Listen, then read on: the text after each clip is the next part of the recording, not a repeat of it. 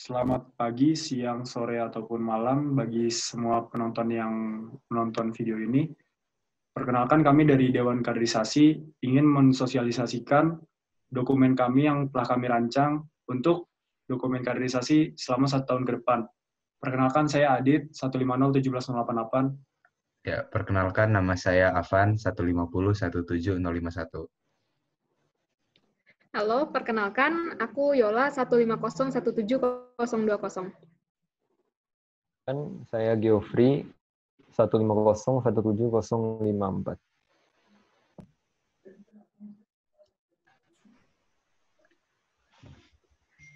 Baik, sekarang kita masuk ke umum. Umum ini sebenarnya lebih ke penjelasan umum aja terkait kaderisasi itu sendiri. Yang pertama, dari HMS untuk Bangsa Indonesia. Himpunan Mahasiswa Jurusan adalah organisasi kemahasiswaan dengan basis keilmuan yang ada di Institut Teknologi Bandung. Himpunan Mahasiswa Jurusan memiliki tanggung jawab dalam membantu mencapai tujuan pendidikan tinggi. HMS ITB sebagai salah satu himpunan mahasiswa jurusan juga memiliki peran pada arah yang sama, yaitu membentuk anggotanya yang nantinya mampu meningkatkan kesejahteraan untuk memajukan peradaban bangsa Indonesia. Atas dasar ini, maka dibutuhkan nilai-nilai yang perlu dimiliki oleh anggota HMS ITB sehingga tujuan yang luhur itu dapat menjadi nyata. Maka satu-satunya jalan untuk memperoleh nilai itu adalah pendidikan. Dan selanjutnya poin kedua adalah tentang dari HMS untuk HMS, tentang regenerasi. Jadi anggota HMS ITB yang basisnya adalah mahasiswa Prodi Teknik Sipil, itu pasti nggak selamanya ada di HMS ITB. Akan terjadi pergantian anggota. Maka hal tersebut mengimplikasikan bahwa HMS ITB harus menyiapkan regenerasi tiap tahunnya agar kontinuitas organisasi dapat terjamin baik secara kualitas maupun kuantitas. Nah, dari 2 poin tadi, yaitu pendidikan dan regenerasi, itu biasanya dibungkus dalam satu label yang bernama kaderisasi. Dewan Kaderisasi ini ada untuk bertanggung jawab terhadap kaderisasi di HMS ITB. Oke. Terus lanjut ke alur berpikir. Nah, buat alur berpikir ini, sebenarnya ini adalah alur perancangan. Kita mulai dulu. Nah, pertama kita definisiin mulai. Di sini mulai itu kita definisiin setelah Badan Pengurus 2020-2021 diresmikan, yaitu saat melakukan serah terima jabatan dari Badan Pengurus sebelumnya. Nah, setelah kita diresmikan, setelah Dewan Kaderisasi ini ada dan resmi, baru kita mulai melakukan perancangan. Yang pertama dari arahan. Arahan Ketua Himpunan itu udah dibahas juga sebenarnya di itu sebelumnya. Nah, ini arahan Ketua Himpunan untuk Dewan Kaderisasi ini, yang mana nanti akan kita rumuskan menjadi visi. Nah, visi itu di sini didefinisiin sebagai pandangan Dewan Kaderisasi ke depan yang ingin dicapai. Selanjutnya, dari visi, kita melakukan perancangan gambaran umum kaderisasi atau yang bisa disingkat dengan GUK. GUK ini apa sih? GUK ini sebenarnya lebih ke gambaran umum banget terkait kaderisasi itu sendiri yang pengen dibawa setahun ke depan. Secara detail, GUK ini nanti isinya bakal berisi konsep dan arah kaderisasi yang dibawa untuk setahun ke depan. Jadi di situ nanti ada arahnya, ada konsep pendidikan itu sendiri, sama mungkin nanti ada wadah per jenjangnya itu sendiri. Kemudian dari GUK kita merumuskan profil. Nah, di perumusan profil ini kita melakukan tinjauan dokumen, sama kayak di GUK tadi juga melakukan tinjauan dokumen. Dari perumusan profil ini akan muncul profil. Profil ini apa sih? Profil ini sebenarnya gambaran atau deskripsi kira-kira kader HMS itu nanti seperti apa gitu yang diharapkan akibat oleh arah dan si konsep kaderisasi di atasnya tadi itu. Kemudian dari profil-profil tadi nanti udah jadi nih, oh ternyata anggota HMS tuh harus ini. Kita ngerumusin yang namanya kebutuhan. Nah, kebutuhan itu supaya si tujuan tadi itu, supaya si profil tadi itu, supaya terjadi nih, oh anggota ini memiliki ini, anggota ini memiliki ini, anggota ini memiliki ini, supaya itu tercapai, kira-kira dibutuhin apa sih? Oh, nah itu yang namanya kebutuhan. Kebutuhan ini di sini didefinisikan sebagai hal-hal yang dibutuhkan untuk menjamin usaha pemenuhan profil itu. Nah, kemudian dari kebutuhan-kebutuhan tadi, bakal kita rancang nih, kira-kira kebutuhan-kebutuhan tadi itu terjawab dalam bentuk apa sih? ada yang namanya fungsi kerja, ada yang namanya program kerja. Nah, program kerja ini adalah susunan kegiatan yang telah dirancang dan disepakati untuk dilaksanakan dalam waktu tertentu. Sedangkan fungsi kerja ini melakukan pekerjaan sesuai jabatannya. Itu kalau definisi formalnya.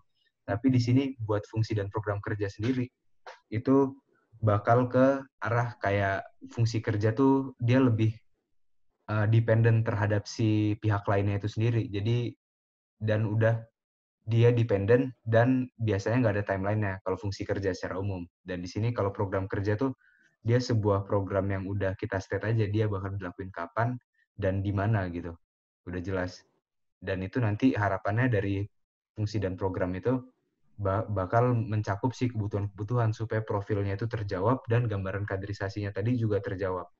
Dari fungsi dan program kerja ini kita bagi menjadi 3. Pertama, kita perlu ngerancang RAB-nya, itu bakal butuhin berapa dananya, disesuaikan juga dengan dana yang dipunya HMS. Terus yang kedua, kita ngerancang timeline-nya. Jadi udah ada nih kumpulan-kumpulan proker, ya udah kita susun tuh. Timeline-nya ini pengen ditaruh di hari apa, ini di hari apa, ini di hari apa. Kemudian selanjutnya perumusan pembagian kerja. Jadi supaya memudahkan dalam eksekusinya nanti dan keberjalanan Dewan Kaderisasi dan kaderisasi di AMS ke depannya, tentunya bakal dibagi kerjanya di antara Dewan Kaderisasi sendiri yang bakal dijelasin lebih lanjut nanti. Nah, setelah ketiga itu jadi, baru kita definisin sebagai selesai. Di sini definisi selesai adalah di mana sudah rampung nih rancangan dari si Dewan Kaderisasi itu sendiri. Kurang lebih kalau dari alur kayak gitu sih.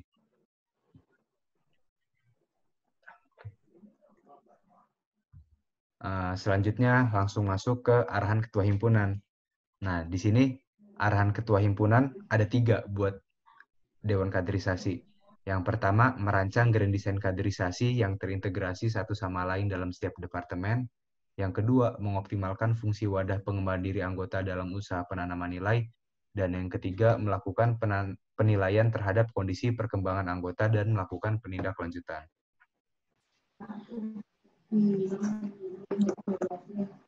Oke, berbekal dengan arahan kerja yang sudah kami terima dan definisi kaderisasi yang sudah kami pegang, kami bisa membuat sebuah visi. Visi kami adalah Dewan Kaderisasi sebagai pendidik bagi kader HMS ITB melalui pengoptimalan wadah yang terintegrasi demi HMS ITB yang berkelanjutan. Di sini terdapat 4 poin di visi kami. Yang pertama itu adalah pendidik. Pendidik di sini artinya adalah kami sebagai Dewan Kaderisasi tidak hanya merancang kaderisasi untuk kader HMS ITB, tapi kami juga menyediakan wadah, kami juga mendampingi keberjalanan kaderisasi, kami juga menilai, melakukan penilaian, dan melakukan penindaklanjutan selama proses kaderisasi di HMS. Untuk pengoptimalan wadah sendiri, ini artinya kami artikan saat kaderisasi sudah berjalan dengan baik. Itu juga adalah salah satu hal yang kami usahakan. Terintegrasi di sini artinya adalah saling terhubung antara satu departemen dan departemen lainnya.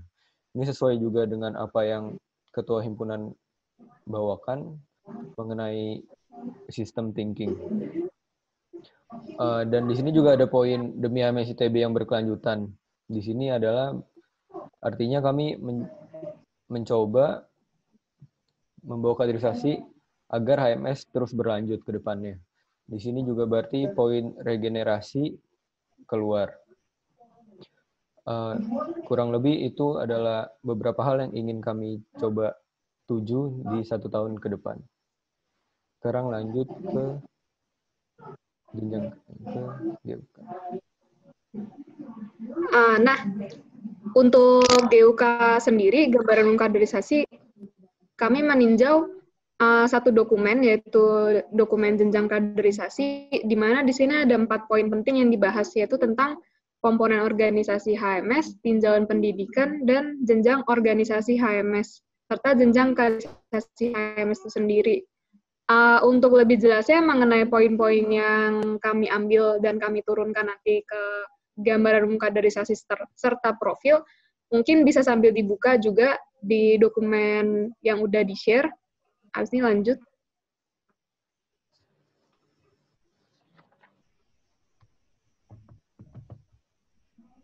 Agak nge-lag ya. Nah, untuk GUK sendiri ada juga beberapa poin penting yang dibahas tentang pendidikan di HMS itu sendiri sebenarnya seperti apa sih? Pendidikan di sini yang dimaksud oleh kami adalah proses penyadaran nilai yang berlangsung dua arah, antara pengkader dan kader itu sendiri. Di sini, Dewan Kaderisasi itu melihat bahwa perlu ada paradigma yang berfokus terhadap wadah pendidikan dan pendidikan itu sendiri, agar proses pendidikan yang diciptakan nanti mampu mengembangkan peserta didik ini ke arah lebih baik. Di HMS sendiri itu sebenarnya pendidikannya berlangsung seperti apa sih? Pendidikan di HMS yang selama ini berjalan memegang dua prinsip, persamaan dan keadilan, di mana persamaan yang dimaksud di sini adalah semua kader berhak memperoleh wadah pendidikan yang sama antar satu kader dengan kader yang lainnya. Sedangkan untuk keadilan itu yang dimaksud di sini adalah untuk kader yang mencari pembelajaran lebih juga akan mendapatkan pembelajaran yang lebih.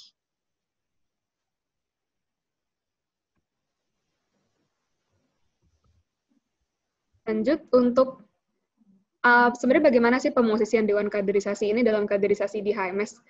Dewan Kaderisasi seperti yang sudah disebut di visi, Dewan Kaderisasi ini posisinya sebagai pendidik, membuat wadah pendidikan bagi seluruh kader HMS sebagai standar perlu dicapai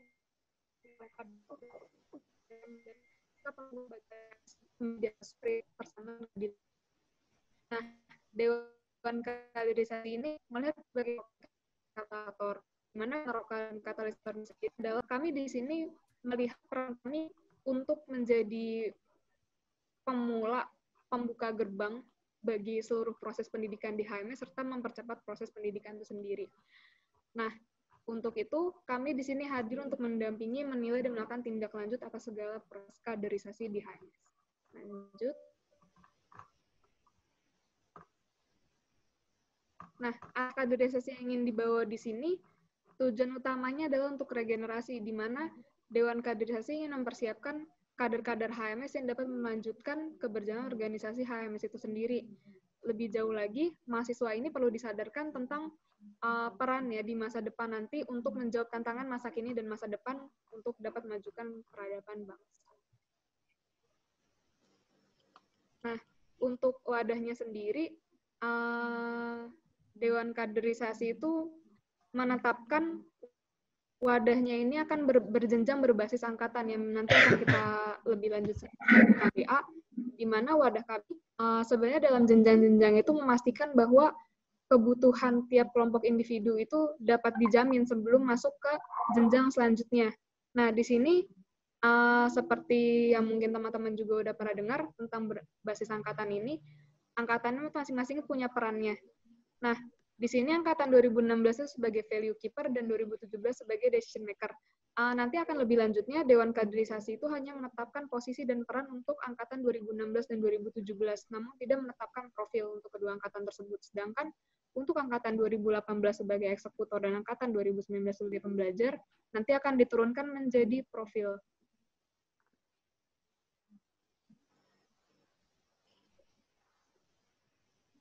Nah, profil ini kami juga meninjau dokumen. Di sini ada sebanyak 6 dokumen, di mana 4 dokumen utama itu memiliki hubungan langsung dengan HMS ITB, yaitu pertama ADART, RUK, platform ketua umum, dan dokumen Katpas, serta dokumen lainnya yang nggak memiliki hubungan langsung namun diperlukan dalam peninjauan profil.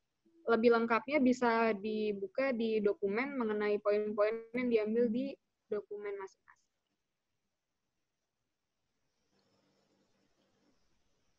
Untuk profilnya sendiri, di sini bisa dilihat ada banyak 21 profil yang ditetapkan oleh Dewan Kaderisasi untuk angkatan pembelajar dan angkatan eksekutor. Nah, bisa dibaca di sini untuk memilih menjadi anggota biasa HMS sampai akhirnya profil ke-21. Lanjut. Mampu bergerak sebagai satu angkatan sesuai peran dalam jenjang kaderisasi yang sudah ditetapkan. Nanti ya profil ini akan turun menjadi kebutuhan yang bakal dijelasin sama Geoffrey.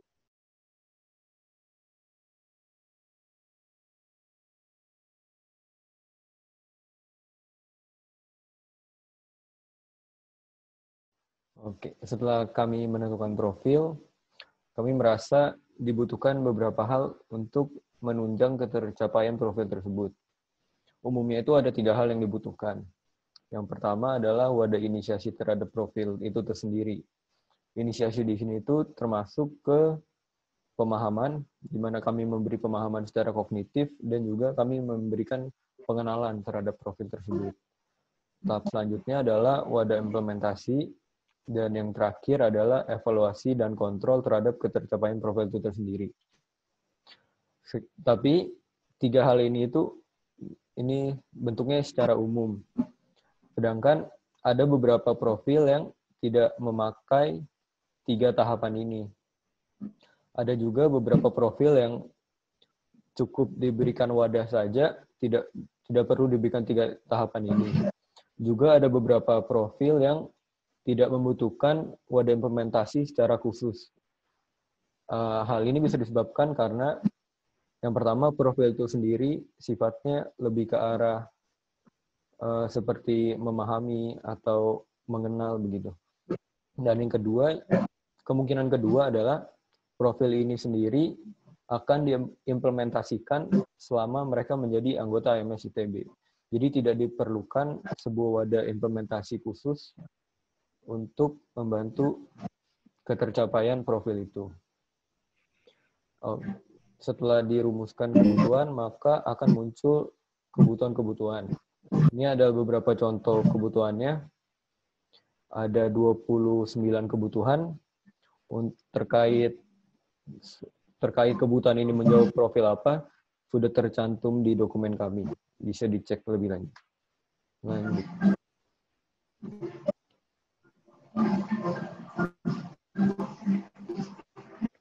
Kemudian untuk menjawab kebutuhan yang telah dirancang, kemudian buat kerja dan program kerja. Seperti yang sebelumnya udah dijelasin sama Afan, bedanya fungsi kerja dan program kerja, kita mulai dari fungsi kerja terlebih dahulu. Fungsi kerja Dewan Kaderisasi itu ada 2. Yang pertama adalah mendampingi perancangan dan pelaksanaan kegiatan wisuda Juli, wisuda Oktober, dan kaderisasi pasif. Mendampingi di sini tuh dari awal panitia merancang dari mulai alur berpikir sampai pembentukan tim kerjanya itu sendiri. Fungsi kerja ini menjawab kebutuhan yang evaluasi dan kontrol terhadap ketercapaian profil. Dan parameter keberhasilan dan alat ukurnya bisa dibaca sebagai berikut. Sebenarnya parameternya itu bukan dokumennya, tapi bukan cuma dokumennya, kurang lengkap ini kata-katanya. Harusnya terdapat dokumen perancangan wisuda Juli, wisuda Oktober, dan kaderisasi pasif. Terus rangka terselenggaranya rangkaian acara wisuda Juli, wisuda Oktober, dan kaderisasi pasif. Habis itu dokumennya itu sendiri dari dokumen perancangannya dan juga dokumen laporan pertanggungjawabannya. Next, ke fungsi kedua. Lakukan penilaian dan melakukan tindak lanjut terkait ketercapaian profil anggota HMS ITB. Ini turun dari kebutuhan evaluasi dan kontrol terhadap ketercapaian profil juga. Sebagaimana disebut juga, definisi fungsi itu melakukan hal sesuai dengan jabatannya. Kami di sini melakukan sebuah pendidikan, dan pendidikan itu selalu dilakukan di kesehariannya. Melakukan penilaian dan melakukan tindak lanjut. Bagaimana nilai-nilai yang ada di HMS ITB untuk selalu bisa diregenerasikan dari penerus-penerusnya. Adapun untuk fungsi kedua ini, parameter keberhasilannya adalah 100% angkatan 2018 memiliki nilai ketercapaian profil, dan begitu pula buat angkatan 2019-nya. Alat ukurnya adalah dengan rapot staff, rapot kaderisasi pasif, data track keaktifan anggota. Selanjutnya, program kerja. Program kerja yang dirancang oleh Dewan Kaderisasi untuk 1 tahun ke depan ada 7.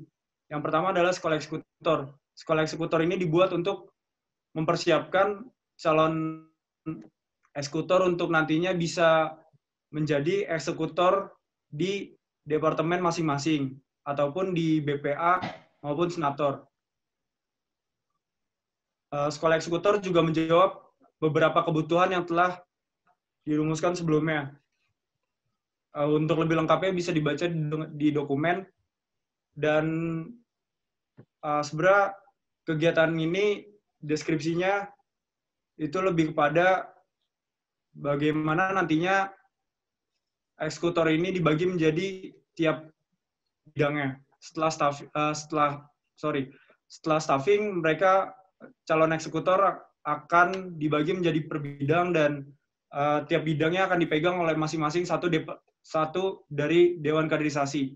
Dan di situ akan dilakukan pemberian materi dan pemahaman terkait nilai-nilai yang akan eksekutor pegang selama 1 tahun ke depan. Dan untuk parameter keberhasilannya adalah sekolah eksekutor terlaksana dengan baik, 100% HMS 2018 yang mengikuti sekolah eksekutor memahami perannya sebagai eksekutor dan memiliki rencana di departemen tersebut. Alat ukurnya adalah dokumentasi kegiatan dan esai. Dokumentasi kegiatan di sini yang dimaksud adalah udah mencakupi rekapitulasi kehadiran, catatan, serta foto kegiatan. Jadi dokumentasi nggak cuma sekedar foto, tapi bukan cuma sekedar foto kegiatan, tapi juga absensi kehadiran. Esai di sini yang dimaksud adalah review dan rencana. Jadi review itu maksudnya peserta sekolah eksekutor itu paham akan perannya sebagai eksekutor. Kemudian program kerja kedua adalah staffing. Untuk kebutuhannya juga bisa dilihat di dokumen. Staffing ini adalah bagaimana nantinya setelah ditempatkan ke tindak lanjut ketercapaian profil itu bisa terus dipantau oleh Dewan Kaderisasi dari awal sampai akhir. Parameternya adalah 100% HMS 2018 dengan yakin menentukan keterlibatannya di BPO HMS ITB. 100% HMS 2018 yang menjadi BPO HMS ITB mendapat penilaian terhadap profil terkait. 100% HMS 2018 yang menjadi BPO HMS ITB berpartisipasi dalam program kerja HMS ITB. Alat ukurnya adalah hasil staffing HMS 2018, rapor, dan data partisipasi HMS 2018. Selanjutnya adalah training for trainer. Training for trainer ini adalah sebuah masa persiapan bagi HMS 2018 nantinya sebagai pengkader. Maka dari itu, untuk mempersiapkan para pengkader ini diperlukan masa untuk pemahaman bagi HMS 2018 bagaimana cara untuk bisa menjadi pengkader yang baik.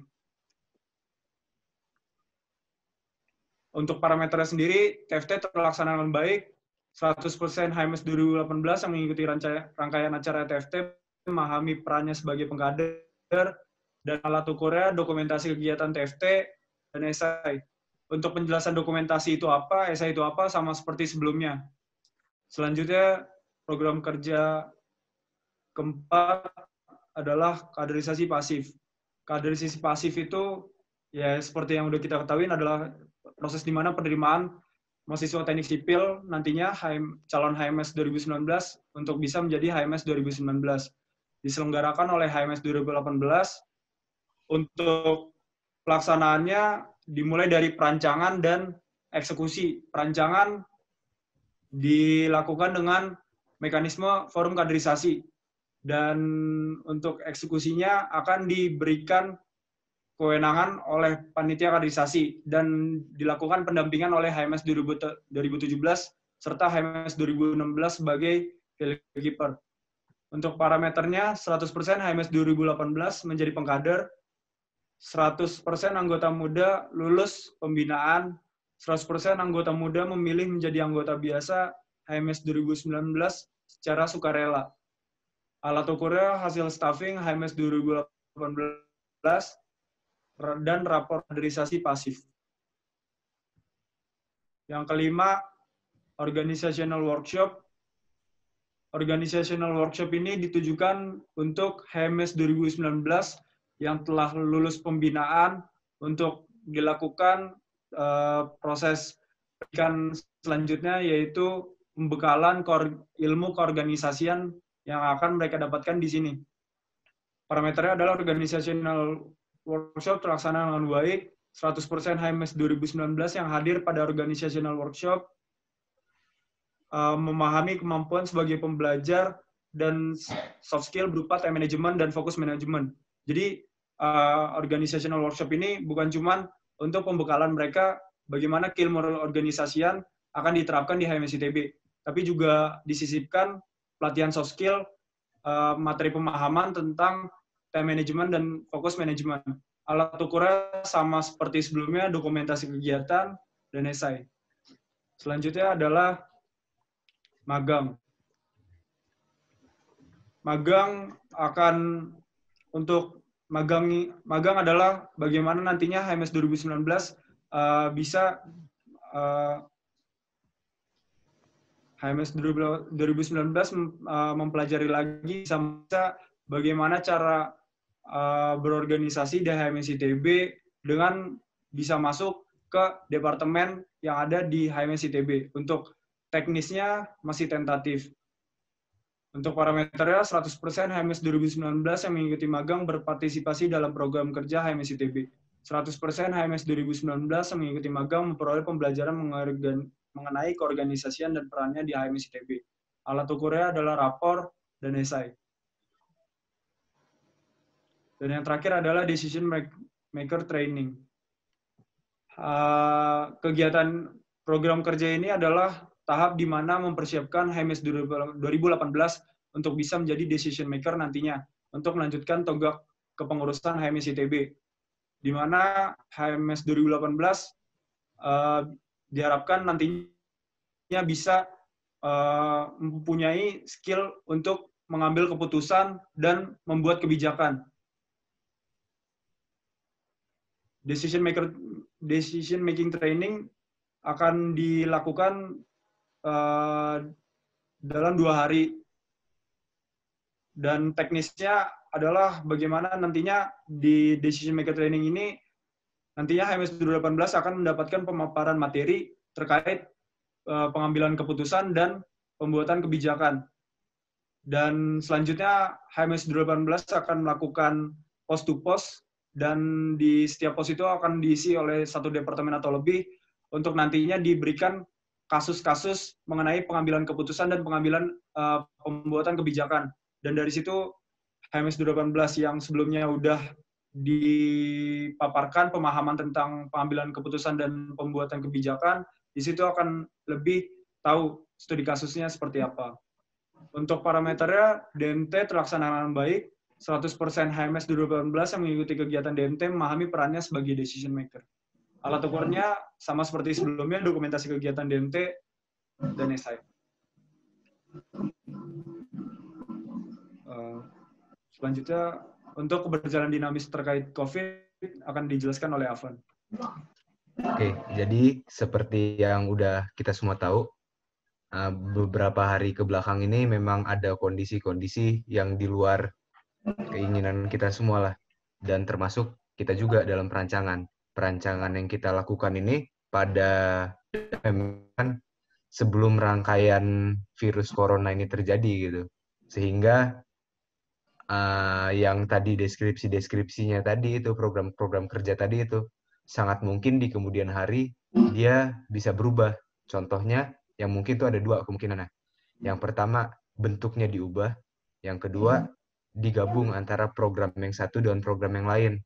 Nah, itu yang paling dekat contohnya di sekolah eksekutor.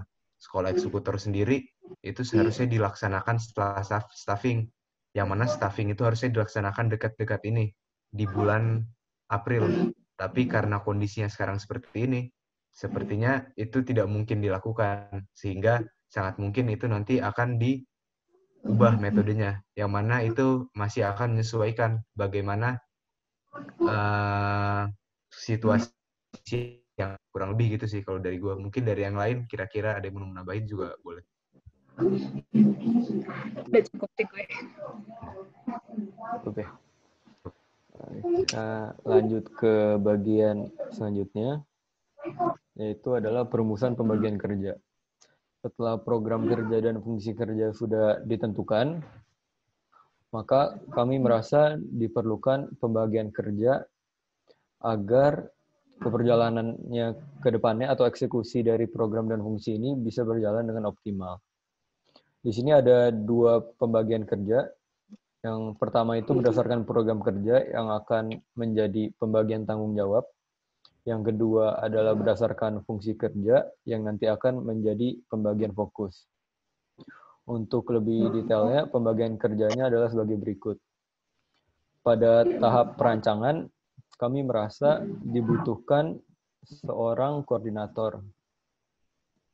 Nah, koordinator ini memiliki tanggung jawab lebih untuk berhubungan dengan pihak luar. Pihak-pihak luar yang kami maksud ini contohnya adalah ketua himpunan ataupun wakil ketua himpunan sendiri. Dan yang kedua, tanggung jawab dari si koordinator ini adalah dia memastikan kami sebagai Dewan Kaderisasi dapat memenuhi kejaran-kejaran kami. Contohnya, misalnya ada deadline dari penyusunan dokumen kami, atau misalnya nanti ke depannya ada deadline-deadline tertentu, maka dia memiliki tanggung jawab lebih untuk memastikan kami mencapai target tersebut. Lalu selanjutnya pada tahap pelaksanaan, di sini jika dilihat proker-proker kami sebenarnya banyak yang berbentuk acara. Nah, di sini kami merasa dibutuhkan 3 orang dengan tanggung jawabnya masing-masing. Yang pertama itu ada seseorang yang bertanggung jawab untuk memastikan materi-materi ini ada. Yang kedua adalah satu orang yang memiliki tanggung jawab lebih untuk memastikan teknis lapangan dan keberjalanannya pas hari H itu lancar. Dan yang ketiga adalah seseorang yang memiliki tanggung jawab lebih untuk mengurusi bagian-bagian administrasi, seperti mungkin absensi atau misalnya ada dokumentasi-dokumentasi acara. Lalu berdasarkan fungsi kerja juga ada pembagian-pembagiannya. Kami merasa karena fungsi kerja kami banyak yang bersifat pengawasan, penilaian, atau penindaklanjutan, dan ini berlaku untuk staf BPO HMS ITB, kami merasa dibutuhkan pembagian fokus. Nah, pembagian fokus yang kami pilih adalah berdasarkan bidang. Kebetulan ada 4 bidang dan kami Dewan Kaderisasi ada 4 orang. Jadi berikut adalah hasil dari pembagian kerja kami. Nah, berdasarkan pembagian tanggung jawab sendiri, Muhammad Afan Aroyan diberikan tanggung jawab lebih sebagai penanggung jawab harian. Untuk Aditya Pratama diberikan tanggung jawab lebih di bagian materi. Kalau saya sendiri diberikan tanggung jawab lebih di bagian lapangan. Kalau Yola diberikan tanggung jawab lebih di bagian administratif. Itu jadi sekretaris bendahara. Nah, untuk pembagian fokus per bidangnya adalah sebagai berikut. Saya ditempatkan untuk mengawasi, menilai, atau menindaklanjuti di bidang kesejahteraan. Kalau Aditya Pratama di bidang keilmuan, Yola di bidang relasi, dan Afan di bidang kesekretariatan. Nah, kami ingin menekankan sekali lagi bahwa sebenarnya Dewan Kaderisasi ini kami posisinya setara, tapi kami merasa dibutuhkan pembagian-pembagian kerja yang jelas untuk kedepannya kami bekerja lebih optimal dan lebih efisien. Oke, kita telah sampai di penghujung sosialisasi. Teman-teman kira-kira ada yang mau ditambahkan? Oke, gue nambahin dikit terkait pembagian fokus karena keterbatasan kami yang hanya 4 orang, jadi untuk pengawasan dan penindaklanjutan penilaian profil HMS 2018 dan 2019 nantinya yang ada di BPA dan Senator itu dikoordinasikan dengan ketua lembaga terkait, seperti BPA dikoordinasikan dengan Bagas dan Senatoran dikoordinasikan dengan Sultan sebagai senator. Ya, sekian.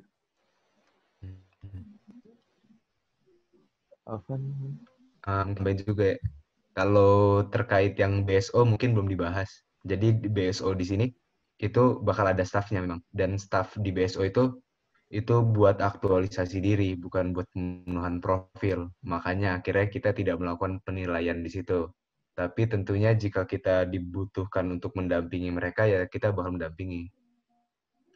Udah sih. Sama mungkin dari yang kita jelaskan ini banyak kurangnya. Jadi mohon draftnya dibaca karena memang penurunan dan segala macamnya itu ada di situ gitu. Gak mungkin dijelasin di sini semua. Oke. Gimana? Yola ada tambahan? Gue cukup aja. Oke. Ada. Ini muka gue kenapa nge-lag? Ya, ada sekian sosialisasi dari kami. Atas perhatiannya kami ucapkan terima kasih. Oke. Thank you. Oke, bye.